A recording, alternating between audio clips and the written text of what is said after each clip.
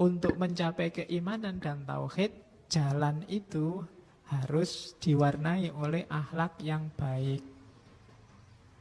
Jadi jalan yang jelek itu tidak mungkin sampai pada tujuan. Maka untuk menjalankan syariat orang butuh akhlak. Barang siapa yang tidak punya akhlak, berarti kesimpulannya apa? Maka dia tidak bersyariat, tidak beriman, dan tidak bertauhid. Kalau ada orang ngaku syariat, tapi akhlaknya rendah, maka dia menipu. Orang bersyariat itu akhlaknya pasti bagus, karena syaratnya syariat itu akhlak. Jadi ini urutannya. Tidak mungkin syariat itu dijalankan dengan akhlak yang jelek. Kalau dipaksa begitu, syariatnya mesti batal. Atau tidak ada nilainya. Kalau dia sholat hanya dapat capek, puasa hanya dapat lapar dan haus. Mari kita jelajahi bersama bagaimana pemahaman ini dapat menjadi kunci untuk menikmati setiap tantangan dalam hidup kita.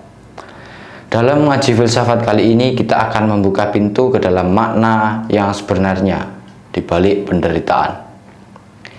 Terkadang dalam setiap kesulitan terdapat pelajaran yang sangat berharga yang dapat membentuk karakter dan memberikan arti yang lebih dalam pada eksistensi dalam diri kita. Bersama-sama kita akan menemukan jalan untuk menghadapi kerumitan dalam hidup kita. Jangan lewatkan momen inspiratif ini dalam mengaji filsafat bersama Dr. Farudin Faiz untuk menemukan kunci rahasia yang dapat mengubah penderitaan hidup yang mungkin kamu hadapi. Mari bersama-sama meraih kebahagiaan melalui pemahaman dan pengalaman hidup yang sangat berharga. Sebelum memulai, mari kita baca basmalah, simak sampai selesai agar bermanfaat untuk hidupmu.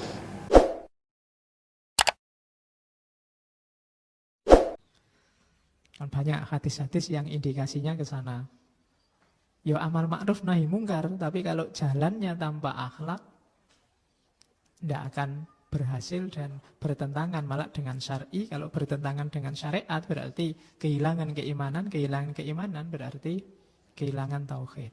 Nah, itu logikanya begitu. Berarti semuanya harus diwarnai oleh akhlak. Level apapun ekspresi hidupmu, dasarnya akhlak. Termasuk dalam syariat. Nah, termasuk dalam hal cari ilmu. Makanya Mbah Hasyim nulis Adabul Alim wal Muta'alim. Ilmu itu bagus, nyarinya ya tetap dengan akhlak. Kalau tidak pakai akhlak gimana Pak? Tetap saya bisa pinter toh. Wong saya nyontek bisa dapat nilai A itu. Kan kamu sering begitu. Wong saya plagiat, dosennya nggak tahu, makalahku dianggap bagus ya. Itu kan ilmu yang tanpa akhlak. Kalau dalam bahasa agama ya nanti tidak barokah, rusak, nggak ada gunanya. Wong ilmu itu untuk mendidikmu, kamu tempuh dengan jalan merusak. Jadi akhlak dulu ditata, baru jalan ke arah yang baik. Hal apapun. Kalau kamu mau jadi mahasiswa pelajarilah akhlaknya seorang mahasiswa. Besok mau jadi petani, belajarlah akhlak yang diperlukan oleh seorang petani. Mau jadi DPR, ketahuilah kode etik akhlaknya seorang DPR.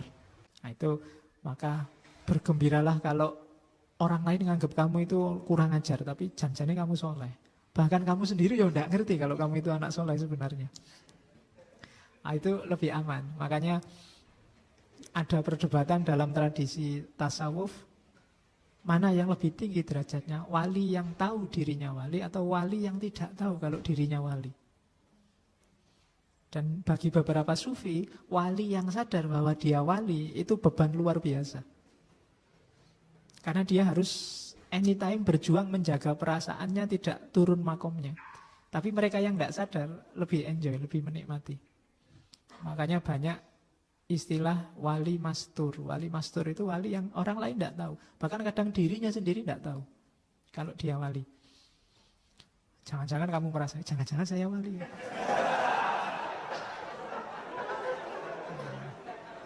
Oke, iya. Tapi kalau kamu merasa begitu, pasti kamu bukan wali. Oke, terus tenang aja. Besok kalau kamu sudah nikah terus punya anak, otomatis jadi wali. Wali murid. Terus ayat yang kedua, innama yahsyallahu min ibadihil ulama. Di antara hamba-hambanya Allah, yang paling takut itu yang punya gelar ulama.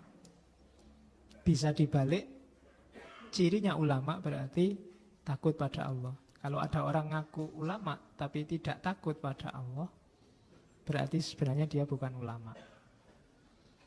Masih takut pada manusia, masih takut pada kesuksesan atau kegagalannya, masih takut pada kebesaran atau keruntuhan organisasinya, masih takut pada berkurangnya jamaahnya, dia belum yahsyallahu min ibadihil ulama. Yes, kamu bisa mendeteksi di sekelilingmu. Masih takut nama baiknya jatuh, masih takut kehilangan teman, masih takut partainya bubar, berarti dia belum yahsyallahu min ibadihil ulama. Satu-satunya yang ditakuti oleh para ulama itu Allah. Takut di sini bukan berarti takut terus lari terus tidak anu sama Allah. Takut dalam arti hati-hati, khawatir keliru. Kalau sehubungan dengan Allah, itu cirinya ulama. Kalau masih ada banyak hal yang kamu takuti dalam hidupmu, berarti kamu belum masuk kategori ulama. Masih takut kira-kira saya bisa lulus enggak DO enggak Pak?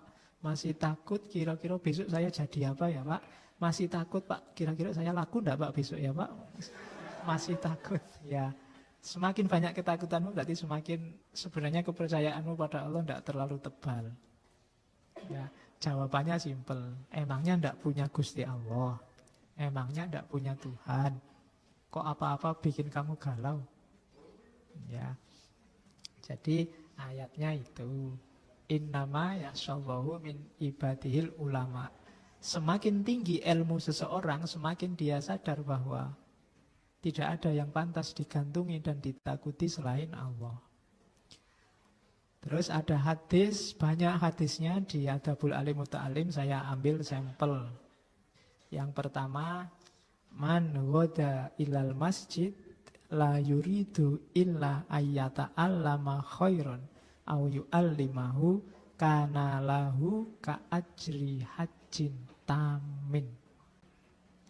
Barang siapa yang datang ke masjid la yuridu illa ayyata allama khairan, ndak pingin tujuan apa-apa, ndak pingin nyari kopi, ndak pingin nyari teh, ndak pingin, ya tujuannya ndak itu. Kecuali cuma pingin belajar hal-hal yang baik, ilmu yang bermanfaat. Au yu'allimahu, atau ngajar. Jadi kiainya, ustadznya, khotibnya, niatnya yu'allimahu. Sementara audiennya, umatnya, santrinya, jamaahnya, ya ta'alam. Kalau hanya ini niatnya lillahi ta'ala, maka kana lahu ka'ajri hajjin tamin. Dia dapat pahala seperti orang yang naik haji utuh tanpa bayar 35 juta. Ya, full kan lumayan kamu dapat pahala utuh. Jadi makanya tiap kali ngaji apapun di masjid, ayo diniati ini aja.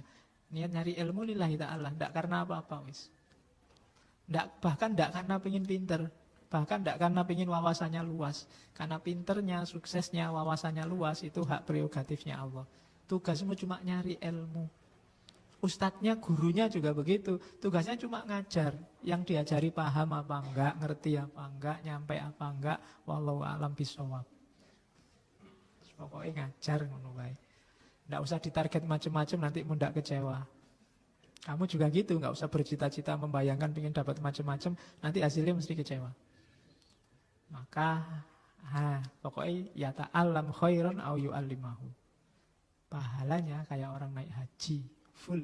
Nah, jadi boleh kalau mau ke masjid kamu syukuran dulu. Syukuran apa? Mau naik haji. Makan-makan. Oke. Ma ubidallahu bisyai'in afdalu min faqihin fiddin. Jadi oke, yang ini orang jarang masuk ke wilayah ini. Harusnya profesi apapun, perilaku apapun, dasar awalnya akhlak. Maka katanya Mbah Hasim, karena pentingnya akhlak ini, sementara kriteria akhlak secara detail belum jelas, dan seperti yang aku lihat tentang kebutuhan para pelajar kepada akhlak, dan susahnya untuk selalu mengingatkan kesalahan akhlak mereka. Setiap pembelajar butuh akhlak. Cuma katanya Mbah Hasim, susah saya kalau tiap hari tak ingetin satu-satu. Capek. Tiap hari harus marah-marah, Mas pakai sepatu dong, Mas jangan gondrong, itu kan capek. Jadi ini tafsirannya ke sana kalau Mas Hasim. So, tiap hari harus ngingetin itu. Sudahlah kalau begitu maka kan gitu. Aku pun terdorong untuk menyusun risalah ini sebagai pengingat pribadiku sendiri. Ini para ulama zaman dulu mesti tawadhu. Kalau nulis apa-apa, ini ngingetin aku sendiri kok, tidak ngingetin yang lain. Awalnya syukur-syukur kalau bermanfaat pada yang lain. Kalau hari ini kan para ilmuwan hampir ini banyak yang gaya, merasa dia yang sudah pinter kemudian nonton yang lain. Tidak.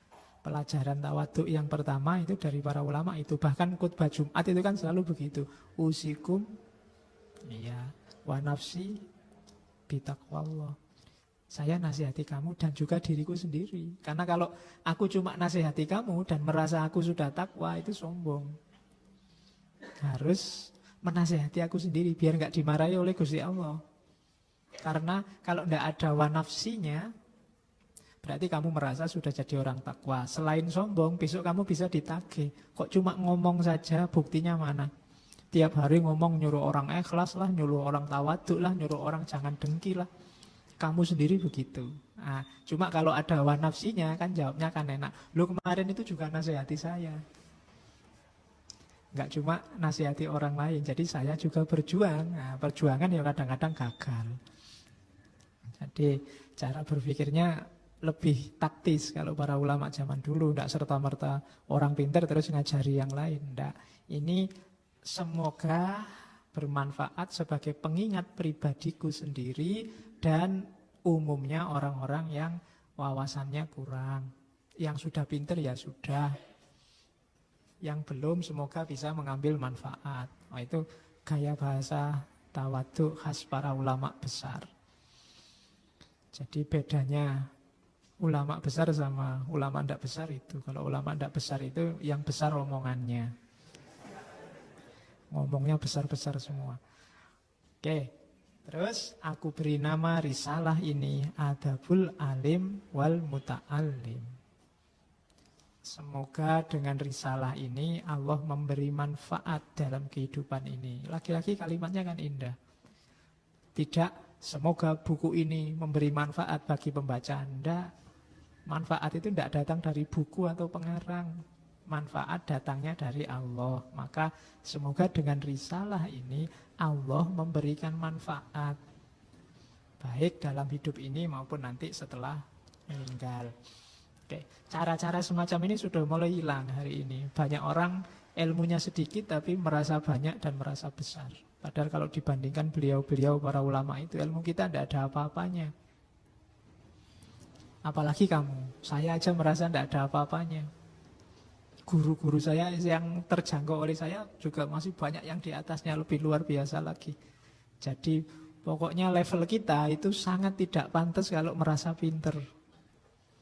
Itu, maka hilangkan rasa besar, rasa tinggi di level apapun. Saya sering wanti-wanti ini.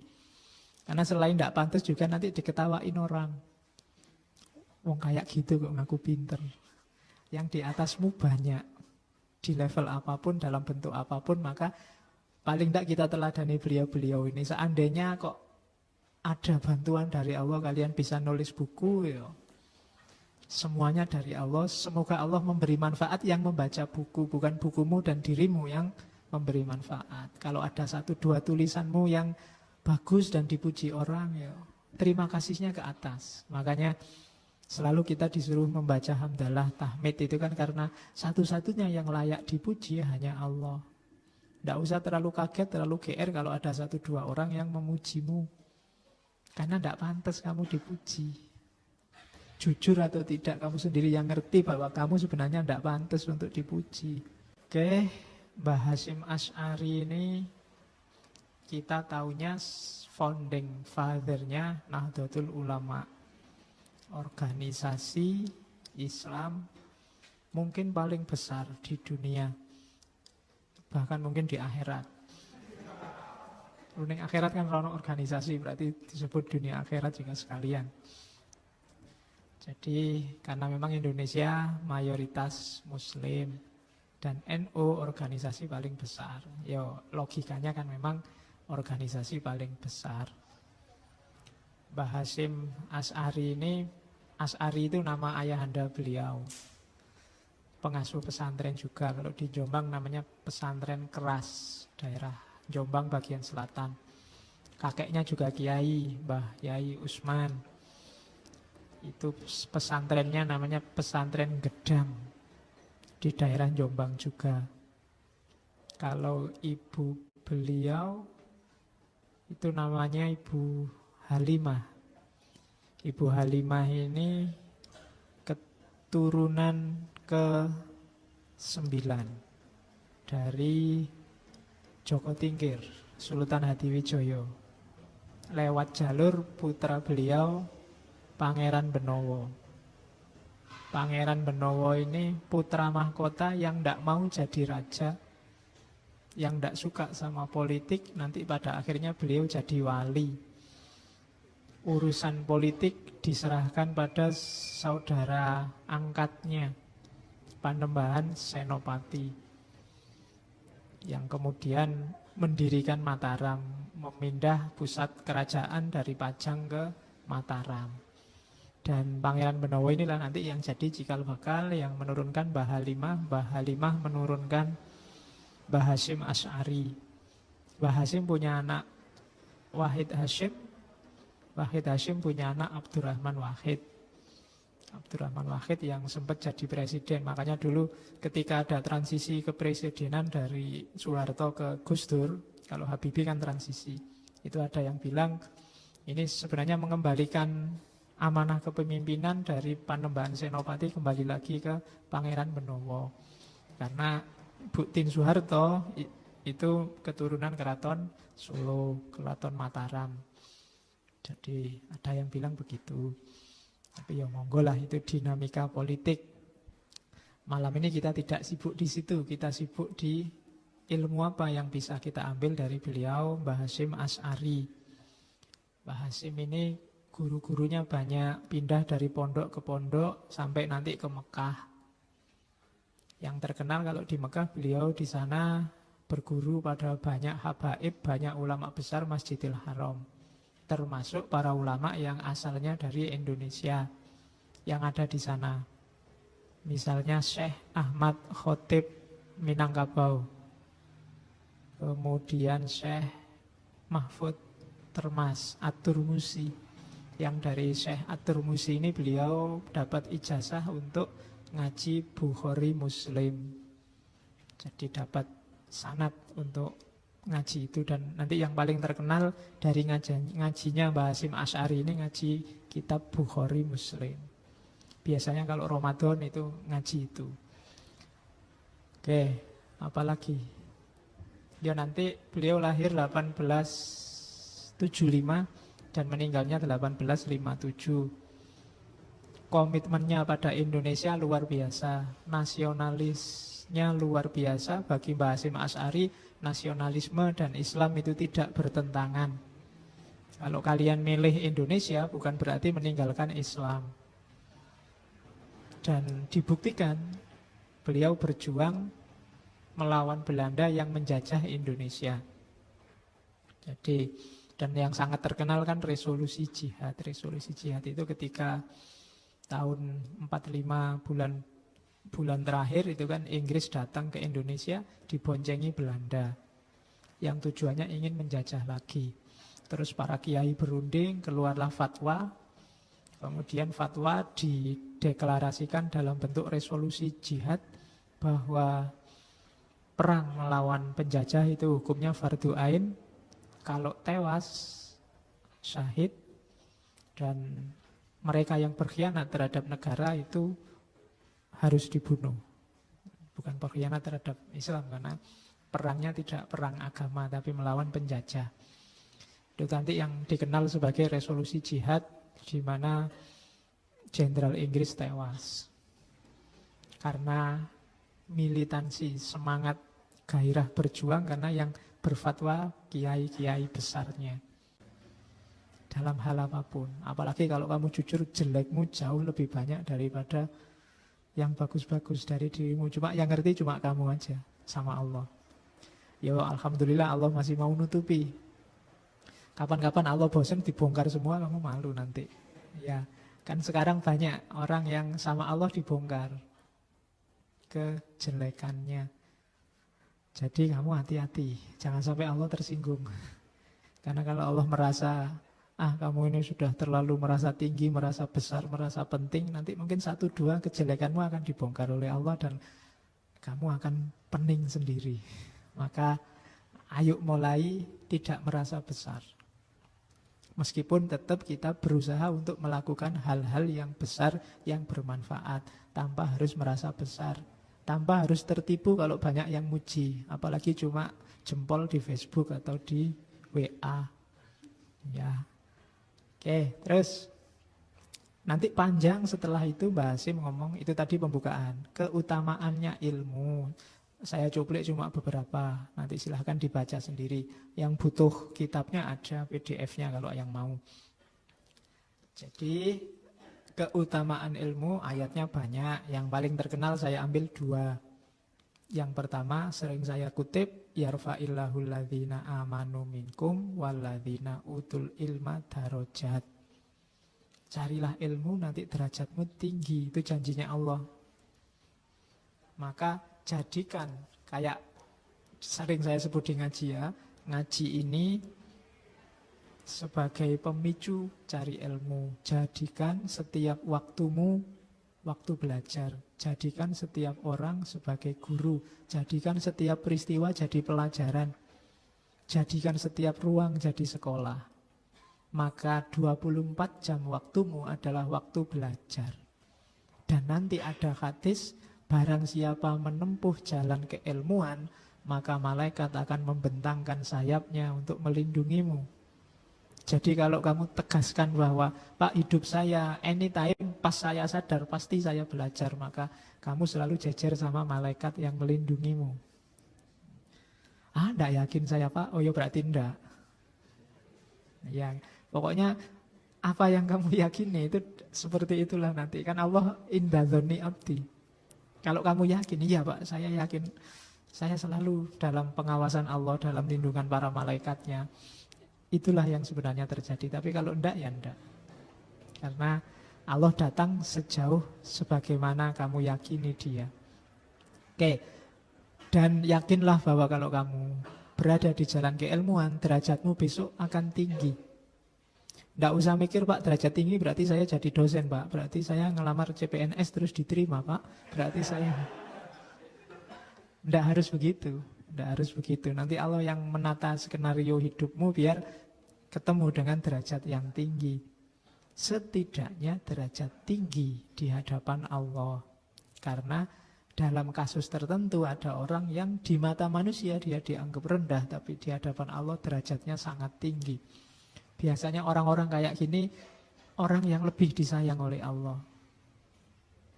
Karena godaan orang yang diketahui sebagai orang pinter, orang baik, orang derajatnya tinggi di mata manusia itu lebih besar daripada orang yang tidak ketahuan. Begitu ketahuan kamu anak soleh, itu kan cenderung kamu merasa penting, merasa gaya, merasa itu lebih gak enak. Lebih mending kamu, jangan-jangan aku ini soleh apa enggak ya. Itu kamu lebih berjuang untuk jadi orang soleh. Tapi begitu kamu dikasih tempelan anak soleh, oh itu sudah. Biasanya kecenderungan untuk pamer, merasa penting, merasa besarnya muncul. Pelan-pelan tapi tidak harus ke susu. Ngajinya juga santai. Karena malam-malam gini waktunya capek, waktunya ngantuk, ambil posisi yang enak. Kalau yang mau selonjoran ke belakang, karena tidak enak kalau kamu tiduran di sini. Nanti didoain orang banyak kamu. Jadi ya kalau merasa ngantuk di belakang nggak apa-apa. Dan boleh di sini ngantuk, tidak haram. Ngantuk itu berarti paling tidak ngaji ini sukses bikin kamu tertidur. Banyak loh yang bilang ke saya itu kalau mau tidur dengerin ngaji filsafat Pak. Ya alhamdulillah. Loh itu pahalanya besar bikin orang bisa tidur. Oke, ya meskipun hari ini banyak isu-isu besar, sengaja saya ngambil isu yang tidak mainstream biar kamu tidak tertipu oleh isu-isu besar. Karena banyak isu besar itu yang hanya buih, rame di tampaannya tapi urgensinya, signifikasinya, kepentingannya untuk hidupmu itu kecil. Hari ini ada kasus besar-besar apa? Ada Rohingya, ada gegeran DPR sama KPK, ada apa lagi? Sepak bola yang selalu bikin kaget. Entah kaget kalah atau kaget menang. Kan isu-isu besar hari ini yang rame. Sudah terlalu banyak orang bahas itu. Dan sebagian besar isu itu sifatnya bisa ya, bisa tidak, bisa benar, bisa salah. Maka kita ngangkat isu keilmuan yang pasti baik, pasti benar. Maka lahirlah tema-tema yang seperti kita bahas di ngaji selama ini. Oke, Mbah Hasyim Asy'ari ini kita taunya founding father-nya Nahdlatul Ulama. Tidak disembah Allah dengan sesuatu yang lebih afdol daripada orang yang punya pengetahuan, berilmu tentang agama. Itu pentingnya ilmu. Allah sangat senang kalau yang menyembah dia adalah orang yang tahu ilmunya, ngerti. Kenapa? Karena orang tidak berilmu itu biasanya melakukan sesuatu termasuk ibadah tanpa kesadaran, hanya ikut-ikutan. Wali fakihin wahidin asyaddu ala syaitoni min alfi abidin. Jadi satu orang pinter itu bagi setan lebih berat menggodanya daripada 1000 ahli ibadah. Jadi ini mungkin testimoninya setan. Jadi loh ya kan setan kadang-kadang bikin testimoni kan, ada beberapa hadis itu. Jadi berat goda orang yang punya ilmu itu. Oke, ya sama kayak kamu ngasih tahu orang pinter itu kan kadang ya susah, ngumaya lepol. Nah, kalau orang sudah terlanjur soleh, ilmunya tinggi itu juga begitu. Ditipu apa aja tidak bisa. Nah itu. Jadi ulama yang baik itu akan bikin susah setan. Mending goda orang yang sedang senang-senangnya ibadah, senang-senangnya syariat. 1000 katanya setan. Menipunya gampang dibandingkan orang yang berilmu. Maka sering saya bilang, berdayakan dirimu dengan ilmu. Jadi ilmu itu bekalmu di dunia, bekalmu di akhirat, bekalmu menghadapi setan. Tidak akan gampang ketipu, bahkan oleh dirimu sendiri, hasratmu sendiri, nafsumu sendiri. Jadi kuatkanlah. Jadi orang kuat itu bukan yang kalau tarung menang, tapi orang yang ilmunya selalu tambah. Makanya kan ada cerita, satu ketika setan mau masuk masjid, tapi tidak masuk-masuk, mau goda orang sholat. Terus ada yang tanya, setan kamu kenapa nggak masuk-masuk? Kok nggak jadi digoda? Itu ada orang pintar sedang tidur. Orang pintar tidur aja setan nggak berani masuk untuk goda orang yang sedang sholat. Karena yang sholat nggak terlalu pintar. Jadi kalau hari ini ada yang mau tidur, malam ini mau tidur, silahkan. Loh ya. Siapa tahu tidurmu bikin setan nggak jadi masuk. Dibandingkan yang melek-melek tapi nggak paham. Oke. Ya.